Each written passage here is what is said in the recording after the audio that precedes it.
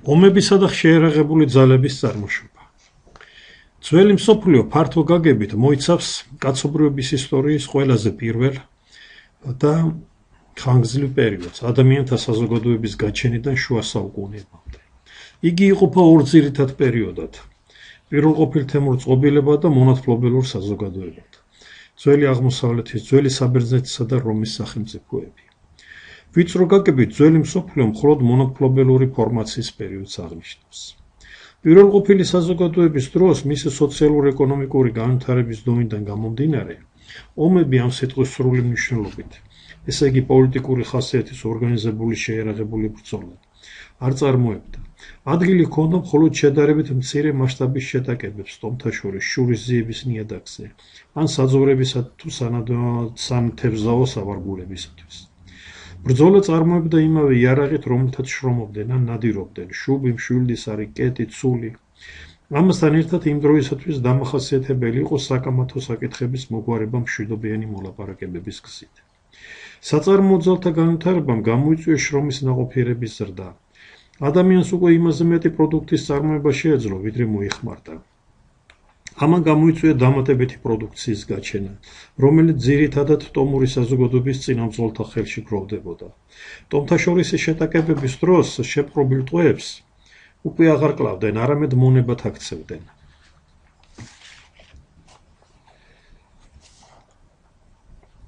ასე თანდათანობით დაიწყო საზოგადოება მდიდრებად და ღარიბებად, თავისუფლებად და არათავისუფლებად. დაიწყო პირველყოფილი თემური წყობილების დაშლა, რასაც თან მოჰყვა ტომთაშორისი შეტაკებების გახშირება. ომების გახშირებისა და ლითონების აღმოჩენის შედეგი იყო სპეციალური საბრძოლო იარაღის გაჩენა. საბრძოლო შუბები, ნაჯახები და ისრები, სატევრები, გურზი, პრიმიტიული ჯავშანი და სხვა.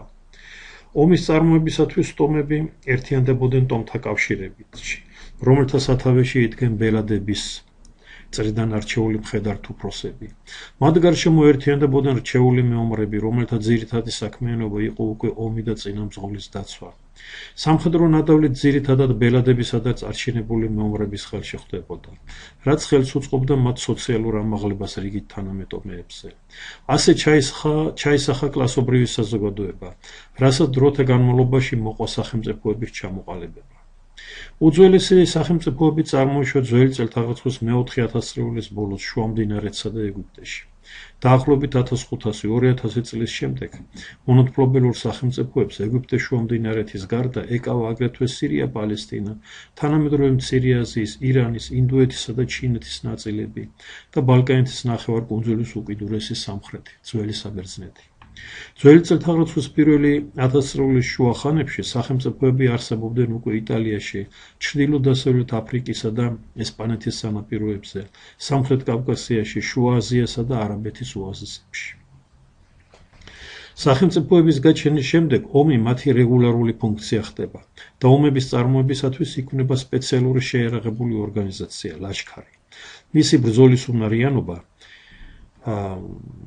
დამოკიდებული იყო რიგ ფაქტორებზე, რომელთაგან აღსანიშნავია წარმოების განვითარების დონე, ჯარების დაკომპლექტების პრინციპი, ტექნიკური აღჭურვილობა, სამხედრო ოსტატობა და საბრძოლო მორალური განწყობა. შეიარაღებული ძალების დახასიათება. ადრეული მონათმფლობელური სახელმწიფოების მცირე მოსახლეობა და შეზღუდული ეკონომიკური პოტენციალი არ ეძლეოდა მრავალრიცხოვანი არმიების შექმნის საშუალებას. უდიდეს დამპყრობლურ ლაშქრობებში იშვიათად მონაწილეობდა ერთდროულად 20-30 მეომარზე მეტი.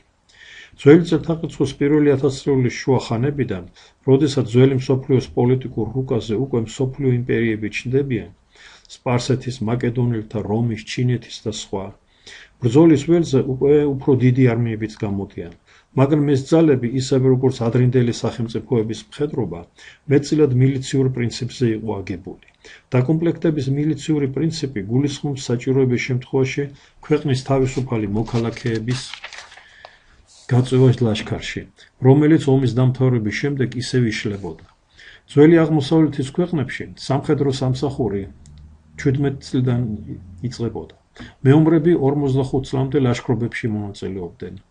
45 წელზე ხნიერები კი რეზერვში იმყოფებოდნენ ან გამაგრებულ პუნქტებს იცავდნენ. ძველ საბერძნეთში სამხედრო ვალდებულება ვრცელდებოდა თავისუფალ მოქალაქეებზე 18-დან 60 წლის ასაკამდე.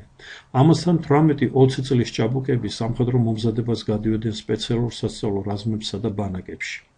სპარტაში სამხედრო სწავლება 7 წლის ასაკიდან იწყებოდა. მილიციის გარდა ძველი სახელმწიფოების შეიარაღებულ ძალებში პროფესიონალი მეომართაგან შემდგარი მუდმივი სამხედრო ფორმირებებით შედიოდა. ეს იყო მეფეთა გვარდიული კორპუსები, მაგალითად სპარსეთის მეფეების ეგრეთ წოდებული უკვდავთა კორპუსი, რომელიც 10,000 მეომარს ითვლიდა, პროვინციათა გამგებლების ძველი რაზმები, ციხე-ქალაქების გარნიზონები და სხვა. მუდმივი ჯარის მეომრები ზოგჯერ ისინი უცხოელები იყვნენ. სახელმწიფოსგან იღებდნენ ჯამაგირს, მიწის ნაკვეთებსა და მონებს. მონღრფლობელური საზოგადოების განვითარებისა და განსაკუთრებით კრიზისის ხანაში, ძველი წელთაღრიცხვის უკანასკნელი და ახალი წელთაღრიცხვის პირველი საუკუნეები, დაქირავებული მეომრებისგან შემდგარი რაზმები ზოგი სახელმწიფოს შეიარაღებული ორგანიზაციის ბირთვს წარმოადგენდნენ. ძველი მსოფლიოს მეომართა საჭურველი შედგებოდა როგორც ახლო, ასევე დისტანციური ბრძოლის იარაღისაგან. ახლო ბრძოლაში გამოიყენებოდა შუბი, მახვილი, ნაჯახი, გურზი, ხანჯალი და დისტანციურ ბრძოლაში მშვილდისარი, სათხედი, ხელშუბა, ანუ სარტყორცნი შუბი, შურდული, დამცავი აღჭურვილობა შედგებოდა სხვადასხვა ტიპის ფარებისა და ჯავშან მუზარადისაგან.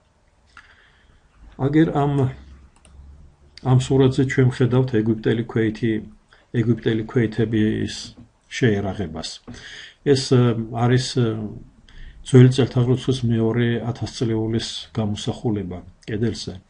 როგორც ხედავთ, მეომრებს უკავიათ ხელში ფარები, შუბები და ნაჯახები.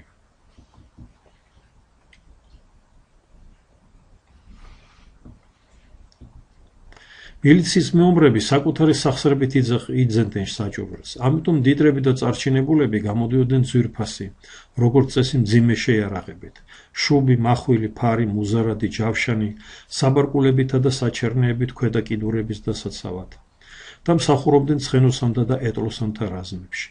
მსუბუქი ქვეითობა, შვილდი, სათხედი, შურდული, ზოგჯერ სუსტი ჯავშანი და სამხედრო ფლოტის მეზღვაურები კი, როგორც წესი, მოსახლეობის ღარიბ ფენებში იკრიფებოდნენ.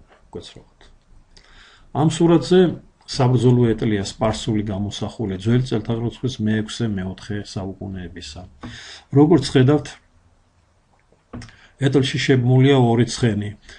მას ერთი მეეტლი ყავს და ორი კიდე მეომარი, რომელიც შუბებითა და მშვილდისრებით ებრძვის მოწინააღმდეგეს.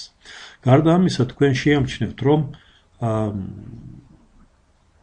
ეტლზე და ცხენების მოსახლეებზე ესეთი თავისებური ცელებია დამაგრებული. ეს ცელები საშინელ ძალას წარმოადგენდნენ, თუ კი საბრძოლო ეტლი შეიჭრებოდა მოწინააღმდეგის მჭიდრო წყობაში. ისინი კვეთდნენ მეომრებს და საშინელ პანიკას თესდნენ მათ შორის. ციხესიმაგრეების ასაღებად გამოიყენებოდა საალყო ტექნიკა. საერიშო კიბეები, მოძრავი კოშკები და ღობეები, კარისცალეწი ურნალები, ქვისა და ისრის პორცნელი მანქანები, კატაპულტები და ბალისტები. კატაპულტა შედარებით მსუბუქი იყო, ბალისტა კი უფრო მასიური და მძიმე და სხვა. ნაირ მექანიზმებს იყენებდნენ ციხესიმაგრეების დამცველები მოალყეთა წინააღმდეგ.